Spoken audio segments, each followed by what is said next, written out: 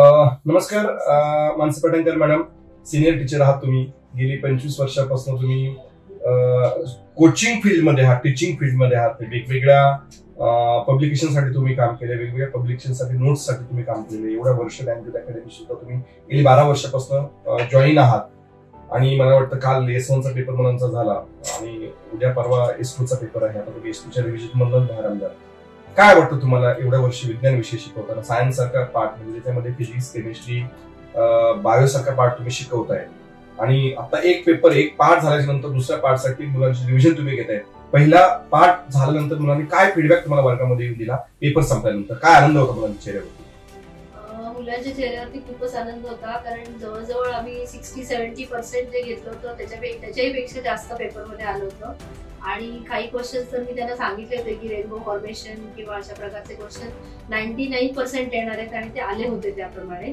त्यामुळे त्यांना एक असं छान वाटलं. ते थोडं खरं तर आता असं झालं की ते S2चं टेन्शन थोडं त्यांचं कमी झालं.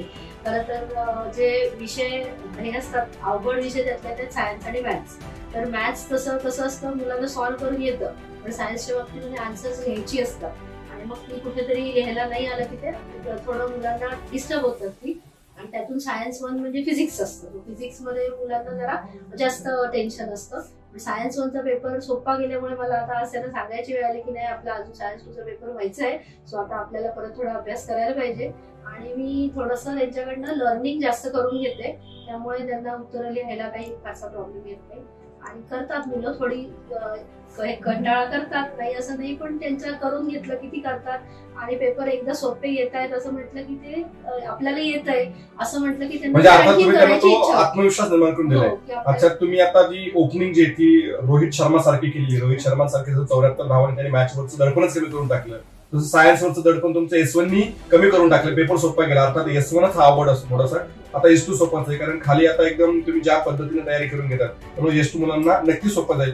पण मॅडम, तुम्ही मागाशी जे म्हटलं की 70 ते 80% क्वेश्चन्स की आम्ही घेतलं रिव्हिजन मधून येतात, हे कसं शक्य होतं तुम्हाला? काय 70 ते 80% क्वेश्चन्स मुलांना येतात? हा अनुभवातनं शक्य होतंय? तुम्ही ज्या पद्धतीने शिकवतायत, ज्या पद्धतीने तुम्ही जे मागचा 25 वर्षाचा अनुभव, हा अनुभव मॅटर होतो विज्ञान सारख्या विषय शिकवताना? अनुभव आहे आणि त्याच्यापेक्षा क्वेश्चन पेपरचा अभ्यास जास्त केलाय की बोर्डमध्ये कुठल्या प्रकारचे क्वेश्चन्स येत आहेत, त्याची उत्तरं कशा पद्धतीने लिहायला पाहिजेत, कुठले क्वेश्चन रिपीट होत आहेत. कारण मेनली कसं आहे, सायन्स किती येतंय त्याच्यापेक्षा बोर्डचा पेपर कसा सोडवायचा आहे याच्यावरती मार्क्स जे आहेत ते त्याच्यावरती डिपेंड आहेत. त्यामुळे क्वेश्चन पेपरचा अभ्यास जास्त केलाय थोडासा आणि त्याच्यावरनं मग एक आयडिया येते की बाबा नाही, हे आलंय, हे परत येणार नाही, साधारण यावर्षी ह्याच्याऐवजी हे येऊ शकतं. म्हणजे ही अनुभवाचीच खासियत आहे मॅडम. तुम्ही गेली 20-25 वर्ष झाल्या कोचिंग फील्डमध्ये आहात. अनुभव शेवटी मॅटर होतो की अनुभवातूनच बऱ्याचशा गोष्टी घडतात.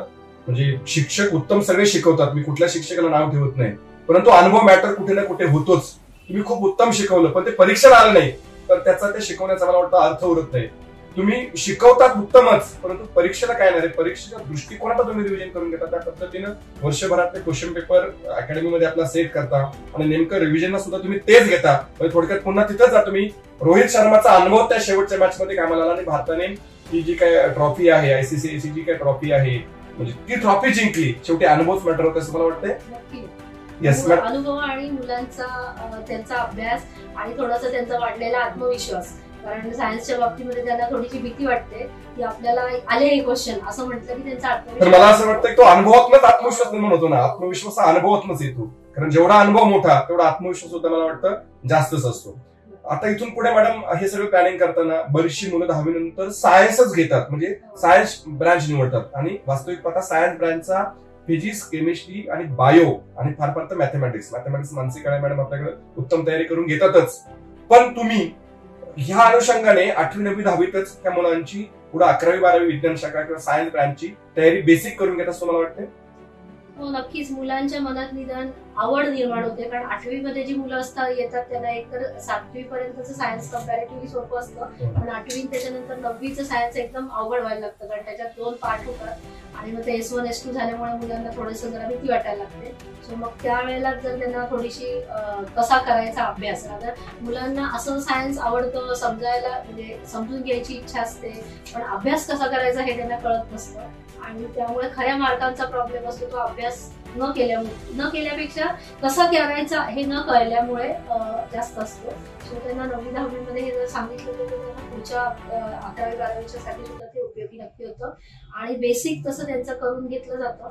त्यामुळे त्याला नंतर आता गेल्या वर्षी आपण आता बघितलं तर IUPAC नोमेनक्लेचर जे 10वीला असतं तेच पुढे 11वी 12वीला आहे.